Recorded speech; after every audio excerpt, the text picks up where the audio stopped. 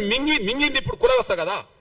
ఏదో అంటారు చూడు, పాముకు పాలు పోస్తే కాటేయకుండా ఉంటుందా అంటే, సనాతన ధర్మంలో కులం లేదనేటోళ్ళు ఉన్నారు, సంతోషమే. హిందూ ధర్మంలో వ్యవస్థ లేదని అంటారు, సంతోషమే. మరి సనాతన ధర్మానికి కులానికి సంబంధం లేనప్పుడు, హిందూ ధర్మంలో వ్యవస్థ లేనప్పుడు కుల వ్యవస్థ మనకు అవసరమే లేదు కదా. కుల వ్యవస్థ ఇప్పుడు హిందూ ధర్మాన్ని కూడా బలి తీసుకుంటుంది కదా, సనాతన ధర్మాన్ని కూడా బలి తీసుకుంటుంది కదా. సాక్ష్యం ఏంటిది? వెంకటేశ్వర స్వామి దేవాలయంకి వెళ్ళేటప్పటికీ అందరూ హిందువులే కనిపిస్తారు.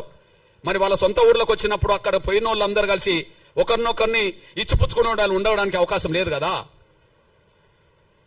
అయోధ్యకి వెళ్ళేటోళ్ళు అందరూ అక్కడ సమానంగా కనిపిస్తారు.